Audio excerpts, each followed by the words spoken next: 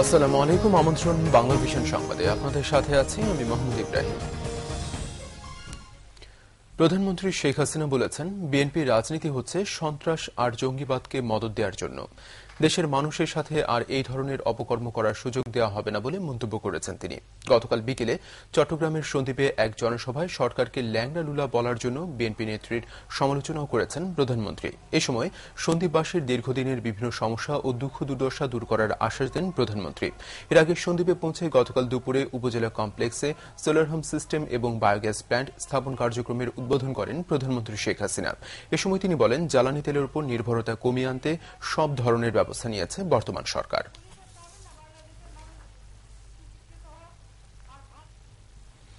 নির্দলীয় সরকার ব্যবস্থা ছাড়া দেশে কোনো নির্বাচন হবে না এবং হতে দেওয়া হবে না বলে হুঁশিয়ারি দিয়েছেন বিরোধী দলীয় নেত্রী বিএনপি চেয়ারপারসন বেগম খালেদা জিয়া। লক্ষ্মীপুরের জনসভায় বিএনপি চেয়ারপারসন বেগম জিয়া আরও বলেন, নির্বাচন না হলে দায় আওয়ামী লীগকে নিতে হবে। জেলায় জেলায় গডফাদার তৈরির মাধ্যমে আওয়ামী লীগ ক্ষমতা চিরস্থায়ী করতে চায় বলেও অভিযোগ করেন তিনি।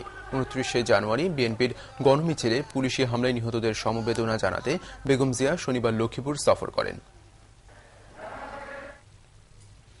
স্বয়ং প্রধানমন্ত্রী সাংবাদিক দম্পতি হত্যা মামলাটি তদারকি করছেন, তাই পুলিশ হত্যা মামলাটি ধামাচাপা দেবে না এমন আশঙ্কা অমূলক বলে জানিয়েছেন স্বরাষ্ট্রমন্ত্রী অ্যাডভোকেট শাহরা খাতুন। তবে সপ্তাহ পার হয়ে গেলেও এখনো পর্যন্ত কেউ গ্রেপ্তার না হওয়ায় হতাশা প্রকাশ করেছেন সাংবাদিক দম্পতি পরিবার। ঢাকা জেলা পুলিশ লাইনে মিল ব্যারাক আউটরেঞ্জ শুটিং এর উদ্বোধনী অনুষ্ঠানে গতকাল স্বরাষ্ট্রমন্ত্রী বলেন, সাংবাদিক দম্পতির মামলাটি তদন্ত করতে গিয়ে অনেক ডালপালা বের হয়েছে, তাই তদন্তে সময় লাগছে। নারায়ণগঞ্জের ফতুল্লার চাঁদমারীতে ঝুটের দোকান ও বস্তিতে আগুনে 50টি দোকান ও 25টি ঘর পুড়ে গেছে। পুলিশ জানিয়েছে, ভোরে এক ঝুট গুদামে বৈদ্যুতিক শর্ট সার্কিট থেকে আগুনের সূত্রপাত হয়। দ্রুততা আশপাশের গুদাম ও দোকানে ছড়িয়ে পড়ে। 2 ঘণ্টার চেষ্টায় আগুন নিয়ন্ত্রণে আনে দমকল বাহিনী। কোটি টাকার ক্ষতির আশঙ্কা করা হচ্ছে। এদিকে মুন্সিগঞ্জের সিরাজদি খানের সন্তোষপাড়া মোড়ে পুড়ে গেছে 12টি দোকান। টাঙ্গাইলের মির্জাপুরের সুভুল্লায় বাস খাদে পড়ে 6 জন নিহত হয়েছে, আহত হয়েছে অন্তত 33 জন। এদিকে রাজবাড়ীর আফরা মোড়ে বাস ও মাইক্রোবাসের মুখোমুখি সংঘর্ষে পুলিশের এসআই সহ নিহত হয়েছে 4 জন। পুলিশ জানিয়েছে, শনিবার মধ্যরাতে ঢাকা থেকে পাবনা যাওয়ার পথে একটি বাস নিয়ন্ত্রণ হারিয়ে রাস্তার পাশে খাদে পড়ে যায়। এতে ঘটনাস্থলে 5 জন নিহত হয়। হাসপাতালে নেওয়ার পর আরও একজনের মৃত্যু হয়। আহতদের টাঙ্গাইল মির্জাপুর কুমুদিনী হাসপাতালে ভর্তি করা হয়েছে। এদের মধ্যে কয়েকজনের অবস্থা আশঙ্কাজনক। এদিকে সকালে রাজবাড়ী কুষ্টিয়া মহাসড়কের আফরা মোড়ে রাজশাহীগামী একটি বাসের সাথে বিপরীত দিক থেকে আসা পুলিশের একটি মাইক্রোবাসের মুখোমুখি সংঘর্ষ হয়। এতে ঘটনাস্থলে পুলিশের এক এসআই আব্দুল মান্নান সহ 4 জন নিহত হয়। আহত 2 জনকে রাজবাড়ী সদর হাসপাতালে ভর্তি করা হয়েছে। আন্তর্জাতিক ভারতের গোয়ায় স্কুল বাস দুর্ঘটনা এবং হায়দরাবাদে অগ্নিকাণ্ডে এ যাবৎ অন্তত 15 জনের লাশ উদ্ধার করা হয়েছে।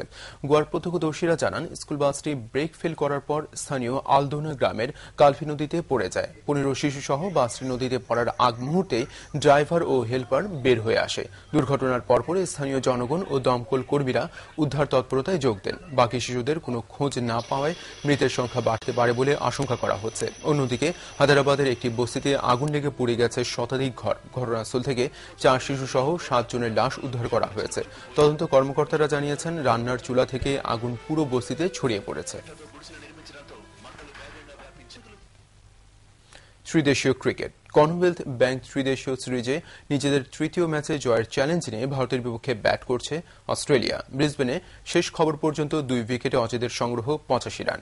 টসে জিতে ব্যাটিংয়ে নেমে শুরুটা দুর্দান্ত করেন 2 ওপেনার হোয়াইট ও ওয়ার্নার। ওয়ার্নারকে 43 রানে ফিরিয়ে দিয়ে 70 রানের জুটি ভাঙেন ইরফান পাঠান। এরপর রিকি পন্টিংও আউট হলে তৃতীয় উইকেটে হোয়াইটকে নিয়ে দলের হাল ধরেন পিটার ফেরস্ট।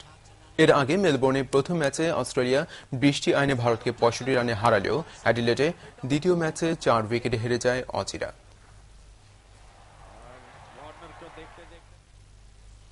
এই ছিল এখনকার মতো। পরের সংবাদ বেলা 12টায় দেখার আমন্ত্রণ রইল। এছাড়া দেশ বিদেশের সর্বশেষ সংবাদ সবার আগে জানতে আপনার গ্রামীণ ফোন ও এয়ারটেল থেকে ডায়াল করুন 1616 নম্বরে। ধন্যবাদ এতক্ষণ সঙ্গে থাকার জন্য।